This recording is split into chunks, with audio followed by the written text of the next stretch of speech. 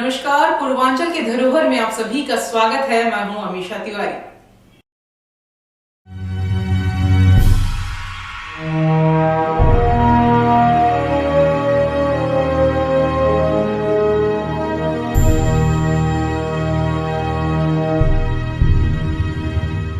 ऋषि मंदाता के बीमार होने पे प्रकट हुए गौरी केदारेश्वर।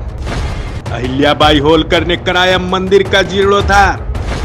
2 भागों में बटा है ये अद्भुत शिवलिंग। भोलेनाथ खुद आते हैं यहाँ खिचड़ी खाने। मंदिरों के शहर बनारस में कई रहस्य छुपे हुए हैं।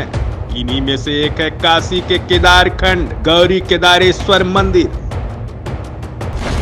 वाराणसी मंदिरों के शहर बनारस में कई रहस्य छुपे हुए हैं। इन्हीं में से एक है काशी के केदारखंड का गौरी केदारेश्वर मंदिर।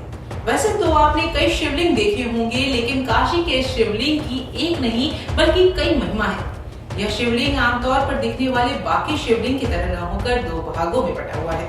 एक भाग में भगवान शिव माता पार्वती के साथ वास करते हैं, वहीं दूसरे भाग में भगवान नारायण अपनी अर्धांगिनी माता लक्ष्मी के साथ। यही नहीं, इस मंदिर की पूजन विधि भी बाकी मंदिरों की तुलना में अलग है। यहाँ बिना सिला हुआ वस्त्र पहनकर भी ब्राह्मण 4 पहर की आरती करते हैं। वही इस स्वयंभू शिवलिंग पर बेलपत्र, दूध, गंगा जल के साथ ही भोग में खिचड़ी जरूर लगाई जाती है। ऐसी मान्यता है कि भगवान शिव स्वयं यहाँ भोग ग्रहण करने आते हैं। तो देखिए हमारी ये खास रिपोर्ट। शंकर के शहर बनारस को मंदिरों का शहर यूं ही नहीं कहा जाता है। केदारखंड में स्थित गौरी केदारेश्वर मंदिर के शिवलिंग का स्वरूप ही निराला है। यह शिवलिंग 2 भागों में बटा हुआ है। मान्यता है कि एक भाग में भगवान शिव माता पार्वती के साथ तो दूसरे भाग में भगवान विष्णु माता लक्ष्मी के साथ विराजते हैं। इनके दर्शन से भगवान शिव, माता पार्वती, भगवान विष्णु, माँ लक्ष्मी और माँ अन्नपूर्णा के दर्शन व कृपा की प्राप्ति होती है। शिव की नगरी काशी। काशी का नाम सुनते ही शिव जी के घर जैसा प्रतीत होता है। ऐसी मान्यता है कि शिव जी यहाँ पर कण कण में बसे हुए हैं। तो यहाँ पे हजारों शिवालय है काशी में, और काशी के लोग भी भगवान के हैं, भगवान के अपने माने जाते हैं। तो आज हम आप सभी को लेके आए हैं काशी के ऐसे अलौकिक मंदिर में जिसका नाम है गौरी केदारेश्वर मंदिर। ये अलौकिक अद्भुत मंदिर है, और आज आप देख सकते हैं कितनी सजावट हुई है। भगवान का जन्मदिन मनाया जा रहा है, और आज के दिन उनका जन्मदिन क्यों मनाया जाता है इस बारे में हम अब लोग जानकारी लेंगे पंडित जी से। और हम आप सभी को ये भी बताना चाहेंगे कि यहाँ पे काशी में गौरी केदारेश्वर मंदिर जो है वो 2 भागों में बटा हुआ है। एक भाग में गौरी जी और शंकर भगवान जी साथ में हैं, साथ ही दूसरे भाग में लक्ष्मी नारायण जी साथ में हैं। तो गौरी केदारेश्वर के इस रूप का दर्शन करने हम सभी चलेंगे और उनका आशीर्वाद पाएंगे। उनके दर्शन मात्र से आपकी सारी विघ्न बाधा समाप्त हो जाती है, साथ ही आपको अक्षय पुण्य की प्राप्ति होती है। 2 भागों के हो जाने से ये हरिहरात्मक और शिव शक्त्यात्मक हो गया है। अन्न से निर्मित होने के कारण इसमें अन्नपूर्णा निवास करेंगी। इस लिंग के दर्शन पूजन से भक्त के गृह में अन्नपूर्णा सदा निवास करेंगी। इतना कहकर भगवान इसी लिंग में अंतर्धान हो गए। हर हर महादेव। काशी के इस मंदिर में शिवालय खिचड़ी के रूप में है। तो हम जानना चाहते हैं कि आखिर क्या वजह है कि और शिवलिंग का स्वरूप से ये स्वरूप शिवलिंग जी का अलग है। तो गौरी केदारेश्वर का स्वरूप खिचड़ी रूप में क्यों है, आइए जानते हैं। पंडित जी से बात करते हैं और इसके पीछे का वजह जानते हैं। गुरु जी, क्या नाम है आपका? मेरा नाम आनंद प्रकाश दुबे पप्पू गुरु है। मैं केदार जी मंदिर का प्रधान मान परिवार में से एक परिवार का सदस्य हूँ। अच्छा पंडित जी, हम ये जानना चाहते हैं कि हर शिवलिंग का स्वरूप अलग होता है, यहाँ पे खिचड़ी स्वरूप में शिवलिंग क्यों है? ऐसा है कि शिवलिंग नाना प्रकार से बनी है हर जगह, और हर शिवलिंग का अलग अलग महत्व है। जिस भक्त ने जिस तरह से मांगा, भगवान शिव ने उसको दिया, उस तरह का व्यवस्था हर जगह है। सोमनाथ हो या 12 ज्योतिर्लिंग हो या आत्मलिंग हो और स्थापित लिंग हो, हर लिंग का अलग महत्व है। और जो भक्त को भगवान ने दिया, प्रधान भक्त को जो सबसे पहले, उसी तरह का वो बाबा वहाँ स्वरूप रख के आ गए और उसको वही देते हैं जो उस भक्त को दिया था। अच्छा, गौरी केदारेश्वर में राजा मानदाता जी ने हिमालय पे तप किया शिवलिंग के लिए। तो उनकी इच्छा थी कि लिंग का दर्शन करें, तो हिमालय में पीठ की पूजा होती है, इसलिए लिंग का दर्शन नहीं हुआ। क्योंकि हिमालय में 5 केदार हैं, केदारेश्वर, कल्पकेश्वर, मधुकेश्वर, तुंगनाथ। 6ठे केदार प्रकट हो रहे हैं, भविष्य केदार। जोशीमठ धस रहा है, आज सब लोग जान गया कि 6 बद्री, 7 बद्रीनारायण है और जो है 6 केदार है भविष्य केदार, जो इसका दर्शन बाद में होगा। ये देवी भागवत में लिखा हुआ है, इसलिए उनको दर्शन नहीं मिला। उनको आदेश हुआ आकाशवाणी से, तुम काशी जाओ। मानदाता जी यहाँ आकर पूजा करते थे। पूजा में जो भी नैवेद्य करते थे उसको 2 भाग करते थे।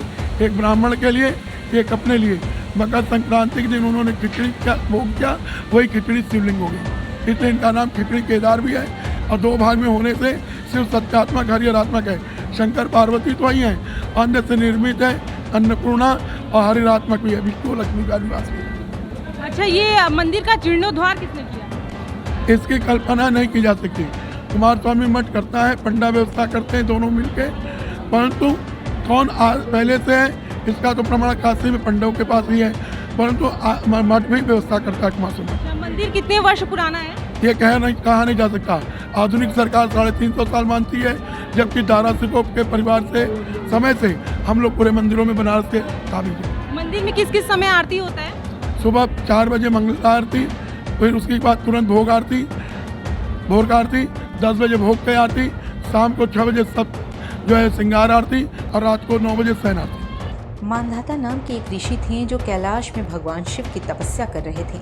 भगवान शिव प्रकट हुए और उन्होंने ऋषि मानधाता को आशीर्वाद दिया, लेकिन उन्हें काशी जाने और वहां अपनी तपस्या को करने के लिए भी निर्देशित किया। काशी में मकर संक्रांति पर ऋषि मानधाता ने ब्राह्मणों को खिलाने के लिए खिचड़ी तैयार की थी। ऋषि मानधाता ने पूरे दिन कड़ी मेहनत की और सभी ब्राह्मणों को भोजन कराने के बाद वे खिचड़ी का बचा हुआ हिस्सा खाने के लिए बैठ गए। उसी समय ऋषि मानधाता ने कमजोर और बूढ़े सन्यासी को भोजन करने के लिए आते देखा। इससे वह दुविधा की स्थिति में आ गए कि क्या उन्हें बचा हुआ खाना वृद्ध सन्यासी को देना चाहिए या खुद को लेना चाहिए। तो उस समय ऋषि मानधाता ने खिचड़ी को 2 हिस्सों में बांट दिया, जो उनके और वृद्ध सन्यासी के बीच बांटी गई थी। लेकिन वास्तव में वह एक वृद्ध सन्यासी नहीं, बल्कि वह स्वयं भगवान शिव थे जो आए थे। क्या नाम है आपका? अनुराग मिश्रा।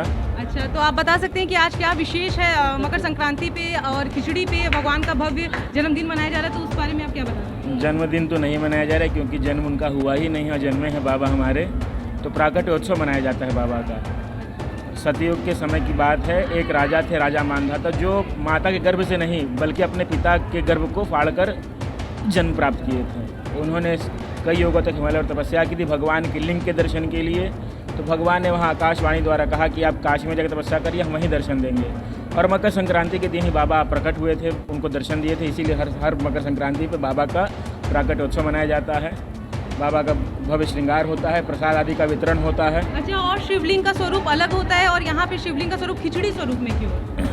देखिए, ये जो राजा मानधाता ने खिचड़ी रखा था, उसको 2 भाग किए थे, आधा ब्राह्मण के लिए, आधा अतिथि के लिए। अतिथि के लिए रखे, तो फिर भगवान जब वहाँ ब्राह्मण के रूप में भगवान आए और वहाँ पे उसी खिचड़ी मंत्र ध्यान हो गए, और वो खिचड़ी जो है पत्थर की हो गई, 2 भाग हो गई। और फिर मानधाता जी रोने लगते हैं, बोलते हैं मेरा भोजन पत्थर का हो गया, ब्राह्मण दृश्य हो गया, कहीं हमसे कोई गलती हो गई क्या प्रभु? तो भगवान को दर्शन देते हैं और बोलते हैं पाषाणवत खिचड़ी ही शिवलिंग हो गई है। 2 भाग होने से शिव सत्यात्मक है और हरिहरात्मक है, मतलब शिव पार्वती भी हैं, विष्णु लक्ष्मी भी हैं, और अन्न से निर्मित है, इसीलिए अन्नपूर्णा। एक शिवलिंग यहाँ पे 5 लोग का दर्शन होता है। अच्छा, मंदिर का जीर्णोद्धार किसने किया? जीर्णोद्धार नाना प्रकार के लोग हैं, उसमें किसी का विशेष नाम तो नहीं ले सकते हैं। मंदिर में साल भर में कितने बार श्रृंगार होता है? विशेष करके 3 श्रृंगार होता है, अक्षय तृतीया को होता है, मकर संक्रांति को होता है और कार्तिक पूर्णिमा के दिन होता है। मकर संक्रांति में दान का कितना महत्व है? मकर संक्रांति में दान का, गंगा स्नान का भी बताइएगा।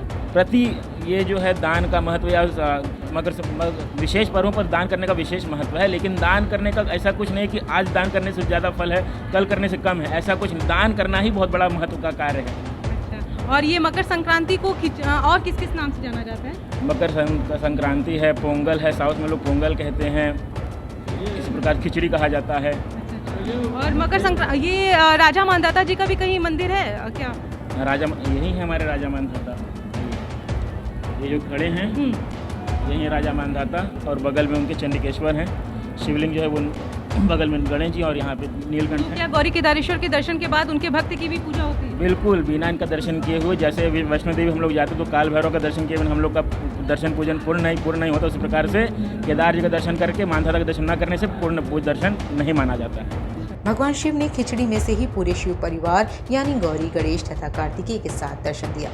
दर्शन उपरांत ऋषि मानधाता ने भगवान से यही मनोकामना मांगी कि वो हमेशा इसी रूप में उन्हें दर्शन देंगे। भगवान शिव ने मानधाता ऋषि की बात मान ली और वह बाटी हुई खिचड़ी एक स्वयंभू शिवलिंग में बदल गई। जिसका आधा हिस्सा गौरी जी और बाकी के आधे में केदार जी वास करते हैं, जिससे कि यह शिवलिंग का नाम गौरी केदारेश्वर पड़ा। आपका क्या नाम है? जी मोहनलाल जी। अच्छा, आप यहाँ शहनाई वादन प्रभु के भक्ति में करते हैं, तो डेली करते हैं कि आज विशेष? डेली करते हैं बाबा का। डेली आज- 10 बजे वाला आरती में डेली करते हैं बाबा का, डेली में आते हैं। तो बाबा की अनुकंपा कृपा के बारे में क्या बताना चाहेंगे? बाबा का कितना कृपा महत्व- में, अरे बाबा का उनका तो कोई जवाब नहीं है बाबा का। शहनाई वादन से आपको कैसा अनुभव होता है कि भगवान के अच्छा सेवा में लगता करते है हैं? हमको, सेवा करने में बहुत अच्छा लगता है हमारा। बहुत प्रभु का महात्मा के बारे में आप क्या बताना चाहेंगे? उनको कैसे खुश किया जा सकता है? आप भी शहनाई वादन से बहुत शहनाई बजाते हैं, ओम नमः शिवाय बजाते हैं बाबा गौरी केदार बाबा का। उनकी सेवा में आप हर समय रहते हैं। डेली आते हैं। क्या नाम है आपका? राजन सैनी। अच्छा, तो आप बता सकते हैं ये भगवान को सबसे प्रिय क्या है, कौन सा फूल है? ये तो सारे फूल बेलपत्ते होते हैं, मगर जो मदार की माला जो होती है वो ज़्यादा प्रिय होता है। ठीक है। अच्छा, ये बताइए कि कब से आप माला यहाँ पे बेच रहे हैं? हमारी नानी दादा दादी सब लोग यहाँ बेचता था, हम अब बेच रहे हैं। अच्छा। और आपको मतलब क्या महत्व इसका बता सकते हैं कि आपको माला बेचने से आपका परिवार चल रहा है, तो बाबा की कितनी अनुकंपा, कितना प्रभु का सानिध्य आपको प्राप्त हो रहा है? बाबा का इतना आशीर्वाद है कि हम इतना चाहते हैं कि जब दरबार खुलता है, बाबा का गेट खुलता है ना, तो बंदी न हो। हम तो चाहते हैं बस हम यहाँ बैठे रहें और इसी तरह आशीर्वाद मिलता रहे, हमारे घर का परिवार का पेट चलता रहे। बहुत कृपा है बाबा का, क्योंकि ये बाबा गुरु हैं, भगवान नहीं गुरु हैं। काशी की जितनी देवी देवता हैं उनके ये गुरु हैं, इसलिए हम लोग उनको गुरु मानते हैं। बाबा नहीं मानते, भगवान नहीं मानते, उनको गुरु मानते हैं। इनके चरणों में हमेशा बैठना रहना चाहते हैं। बाबा को कौन सा माला क्या चढ़ाया जाए कि प्रभु का आशीर्वाद प्राप्त हो जाए? वैसे तो सारी माला चढ़ाया जाता है, वो हर माला से, हर फूल से खुश होते हैं, बेलपत्र से भी खुश होते हैं, मगर मदार की माला एक जो है कि सबसे कम दाम में मिलता है, सबसे प्रिय है बाबा का वो, क्योंकि हर कोई उसको चढ़ा सकता है आराम से। जैसा कि इन्होंने हमें बताया कि प्रभु को हर माला फूल प्रिय है। अगर आप साक्षात यहाँ पे गंगा माँ भी सामने हैं, गंगा माँ का जलधारा से आप एक लोटिया जल चढ़ाइए। एक लोटिया जल हर समस्या का हल जैसे कहा जाता है, प्रभु को आप चढ़ाइए और अपनी हर समस्या से निजात पाइए, प्रभु का आशीर्वाद पाइए। तो अगर आप सच्चे मन से प्रभु को केवल एक लोटा जल चढ़ाते हैं, माला फूल चढ़ाते हैं और दूध चढ़ाते हैं, दूध में भांग मिला के, प्रभु को बहुत प्रिय है भांग, अगर दूध में भांग मिला के चढ़ाते हैं तो आपकी कोई भी समस्या हो उसका प्रभु ज़रूर निजात देते हैं, आपको अपना आशीर्वाद देते हैं, और जिसके साथ प्रभु हैं उसका कोई बाल बाका नहीं कर सकता। ऐसी मान्यता है कि हिमालय पर्वत पर चढ़कर केदारनाथ के दर्शन से जो फल मिलता है, काशी में केदारेश्वर के दर्शन से उसका 7 गुना अधिक पुण्य मिलता है। बाबा के धाम में रहने वाले हैं, बाबा की नगरी में आए। आप लोग बाहर से आएंगे, आप लोग को बताइए ये कैसा लग रहा है हम लोग का नगरी। हम लोग भी बनारस गए हैं, आपसे जानना चाहेंगे बाबा विश्वनाथ, बाबा गौरी केदारेश्वर मंदिर कितना प्राचीन है और इनके महात्मा के बारे में आप कुछ बताइए। बहुत बहुत धन्यवाद आपकी। हम लोग तो बाबा के नगरी में ही है। काल भैरव बाबा, हमारे भोले बाबा, यही 2 ही बाबा हम लोग के बनारस में है। माँ शीतला माता है। बाबा को प्रसन्न कैसे किया जा सकता है? बहुत पसंद है बाबा का। खाली आप चरण पे आएंगे, आप पसंद, बाबा पसंद करेंगे आपको। आज खिचड़ी का भोग, आप खिचड़ी के भोग के बारे में कुछ बताना चाहेंगे? खाना चाहेंगे तो खाकर जाइए आप भी, हम लोग तो खाते हैं, आप भी खाकर जाइए। भोले बाबा को कैसे प्रसन्न कर सकते हैं, उनका आशीर्वाद सानिध्य कैसे पा सकते हैं? बस माथा टिकिए, बाबा से मानिए, बाबा पसंद हो जाएंगे बस। भोलेनाथ की नगरी है काशी। काशी में कण कण पर भगवान विराजमान हैं और यही मंदिरों में से एक है केदारखंड में स्थित केदारनाथ, मतलब गौरी केदारेश्वर बाबा का मंदिर। यहाँ पर आपको प्रभु का शिवलिंग का स्वरूप सबसे अलग दिखेगा। ऐसा शिवलिंग आपको कहीं नहीं दिखेगा, क्योंकि यहाँ पर प्रभु का स्वरूप जो है वो खिचड़ी स्वरूप में है। बाबा खिचड़ी रूप में है, जिसमें आधे अर्धनागेश्वर रूप में है, जिसमें आधे भाग में, एक भाग में गौरी केदारेश्वर बाबा आखिर शंकर भगवान जी पार्वती जी के साथ विराजमान है और दूसरे वाले भाग में लक्ष्मी नारायण जी विराजमान है। अगर आप केवल दर्शन मात्र कर लेते हैं तो आपका सारा विघ्न खत्म हो जाता है, बाबा का सानिध्य प्राप्त होता है, बाबा का आशीर्वाद प्राप्त होता है। आपको यहाँ पर आना चाहिए और प्रभु को, अगर भोलेनाथ इतने भोले हैं कि अगर उनको कोई अनजाने में भी बेलपत्र चढ़ा देता है तो वो खुश हो जाते हैं और सारी मनोकामना पूरी कर देते हैं। अगर आप मनोभाव से आएंगे और यहाँ पे प्रभु का श्रृंगार करेंगे, प्लस आप अगर उनको दूध चढ़ाएंगे, दही चढ़ाएंगे, मीठा में चढ़ाएंगे, तो यहाँ पे अगर आप प्रभु का श्रृंगार करते हैं और उनका अगर रुद्राभिषेक करते हैं तो आपकी कोई भी मनोकामना हो वो अवश्य बाबा पूर्ण करते हैं। आज हम लोगों ने देखा कि किस तरीके से प्रभु का इतना उत्सव मनाया जा रहा है। आज ही के दिन प्रभु प्राकट्य हुए थे खिचड़ी रूप में, आज उनको खिचड़ी का भोग लगाया जाता है। माना जाता है कि आज प्रभु स्वयं भोग खाने के लिए आते हैं खिचड़ी, और प्रभु सभी भक्तों को आशीर्वाद देते हैं। वैसे तो प्रभु हमेशा यहाँ विराजमान है, क्योंकि काशी में कण कण में प्रभु हैं, लेकिन आज विशेष रूप से उनका आशीर्वाद प्राप्त होता है। जरूर आप भी आइए, खिचड़ी का भोग पाइए और प्रभु का आशीर्वाद पाइए। मैं हूँ अमीषा तिवारी, बने रहिए डैन काशी न्यूज़ के साथ। नमस्कार।